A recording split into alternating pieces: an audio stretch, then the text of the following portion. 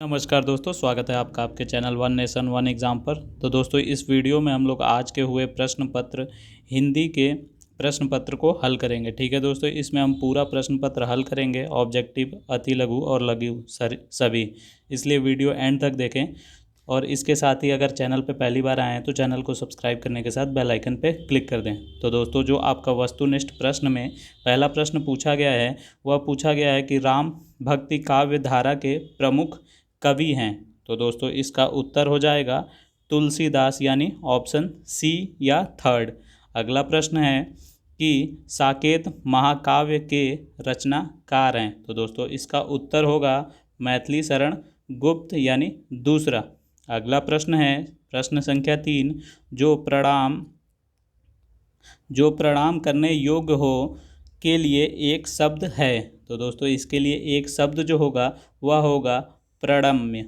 ठीक है दोस्तों, तो इसका भी ऑप्शन सेकंड सही हो जाएगा। अगला प्रश्न है प्रश्न संख्या 4, आंसू का तत्सम शब्द है। तो दोस्तों, आपके जो ऑप्शन दिए हैं उसमें आंसू का तत्सम शब्द जो है वह है दोस्तों अश्रु, यानी पहला ऑप्शन सही हो जाएगा।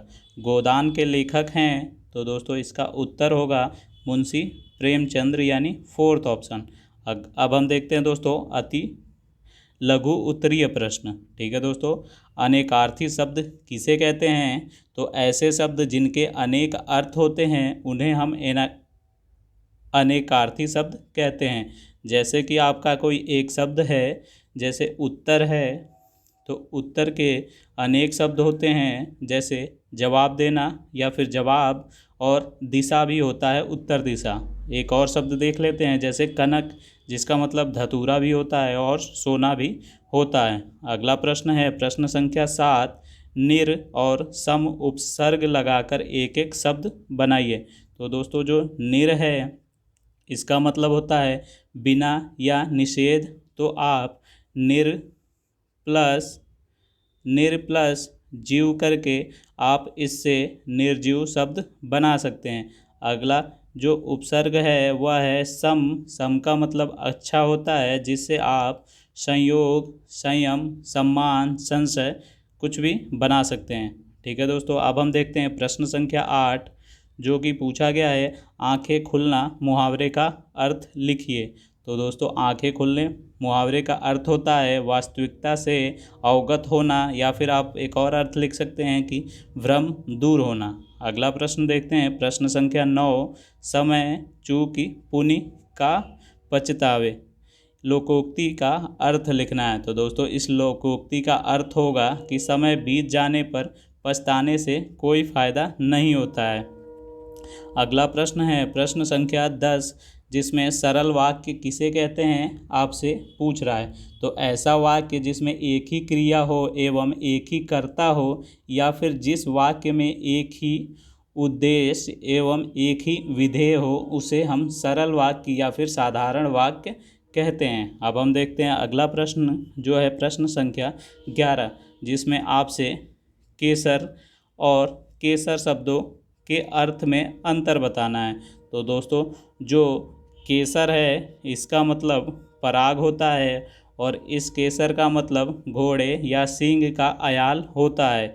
अब हम देखते हैं लघु उत्तरीय प्रश्न, जिसमें सबसे पहले प्रश्न संख्या 12 देखते हैं कि क्रिया से आप क्या समझते हैं, और आपको अकर्मक क्रिया को उदाहरण सहित स्पष्ट कीजिए, यानी स्पष्ट करना है। तो दोस्तों, ऐसे शब्द जो हमें किसी काम के करने या होने का बोध कराते हैं वे शब्द क्रिया कहलाते हैं, जैसे पढ़ना, लिखना। और इसके जो भेद होते हैं वह सकर्मक और अकर्मक होता है, जिसमें से आपको अकर्मक का उदाहरण सहित बताना है। तो अकर्मक का उदाहरण हो जाएगा दोस्तों श्याम पढ़ता है। दोस्तों, इसमें क्रिया का फल कर्ता पर ही पड़ता है। और वहीं सकर्मक में क्या होता है दोस्तों, जैसे विकास पानी पीता है, इसमें क्रिया का फल कर्ता पर ना पड़ के कर्म यानी पानी पर पड़ रहा है। ठीक है दोस्तों, तो उम्मीद करता हूँ आपको 12वां प्रश्न भी समझ में आ गया होगा। अब हम देखते हैं प्रश्न संख्या 13, रचना की दृष्टि से वाक्य के कितने भेद होते हैं, संयुक्त वाक्य का उदाहरण सहित लिखिए। तो दोस्तों, रचना की दृष्टि से वाक्य के 3 भेद होते हैं, सरल वाक्य, संयुक्त वाक्य और मिश्रित वाक्य। यहाँ आपका आधा प्रश्न हो जाता है। इसके बाद आपको संयुक्त वाक्य को उदाहरण सहित समझाना है। तो संयुक्त वाक्य में दो या दो से अधिक स्वतंत्र वाक्य योजक चिन्हों के द्वारा जुड़े होते हैं। ठीक है दोस्तों, इसका जैसे उदाहरण हो गया, मुझे बुखार था इसलिए मैं विद्यालय नहीं जा सका। अब हम देखते हैं प्रश्न संख्या 14, जिसमें आपको गद्य एवं पद में अंतर स्पष्ट करना है। तो दोस्तों, गद्य विधा के तहत कहानी, उपन्यास, नाटक, निबंध, संस्मरण, व्यंग, आत्मकथा, पत्र वगैरह लिखा जाता है। वहीं पद्य की बात करें तो पद्य के अंतर्गत कविता, गीत, गाना, मुक्तक आदि लिखा जाता है। ठीक है दोस्तों, यहाँ पे आपका प्रश्न संख्या 14 भी कंप्लीट हो गया। अब हम देखते हैं प्रश्न संख्या 15, किसी एक राष्ट्रीय पर्व पर लघु निबंध लिखिए। तो दोस्तों, यहाँ पे आपको गांधी जयंती, गणतंत्र दिवस या स्वतंत्रता दिवस पर लघु निबंध लिखना है, जिसे आप लिखे ही होंगे। अब हम देखते हैं प्रश्न संख्या 16, आत्मकथा क्या है? किसी आत्मकथा तथा उसके लेखक का नाम लिखिए। तो दोस्तों, आत्मकथा को अंग्रेजी भाषा में ऑटोबायोग्राफी कहते हैं, जिसका मतलब होता है किसी लेखक द्वारा अपने ही जीवन का वर्णन करने वाली कथा को आत्मकथा कहते हैं। जैसे कि एक आत्मकथा है मेरी असफलताएं, जिसको गुलाब राय ने लिखा है। यही आपका उत्तर कंप्लीट हो जाता है। अगला प्रश्न है प्रश्न संख्या 17, पूर्ण विराम तथा विस्मयादिबोधक चिन्ह में क्या अंतर है, उदाहरण सहित बताना है। तो दोस्तों, पूर्ण विराम में का प्रयोग रुकना ठहरना के लिए किया जाता है। जैसे मोहन पढ़ रहा है और वहाँ हमारा सेंटेंस कंप्लीट हो जाता है तो हम पूर्ण विराम लगाते हैं। वहीं अगर विस्मयादिबोधक चिन्ह की बात करते हैं तो हर्ष, घृणा, आश्चर्य दिखाने के लिए हम विस्मयादिबोधक चिन्ह का प्रयोग करते हैं। जैसे कि आह कितना सुहावना मौसम है। ठीक है दोस्तों, तो अब हम देखते हैं आपके प्रश्न पत्र का आखिरी प्रश्न, जो है मिश्रित वाक्य एवं संयुक्त वाक्य में अंतर कीजिए। तो दोस्तों, आप इससे पहले ही संयुक्त वाक्य देख चुके हैं, इसके बाद भी मैं फिर से बता देता हूँ। तो मिश्रित वाक्य और संयुक्त वाक्य में आपको अंतर देखना है। तो मिश्रित वाक्य क्या होता है दोस्तों? एक प्रधान वाक्य और एक आश्रित उपवाक्य होता है इसमें। जैसे कि तुमने जैसा किया वैसा फल मिला। ठीक है दोस्तों, एक प्रधान वाक्य है और एक उपवाक्य है जो उस पर आश्रित है। और वहीं संयुक्त वाक्य क्या होता है दोस्तों?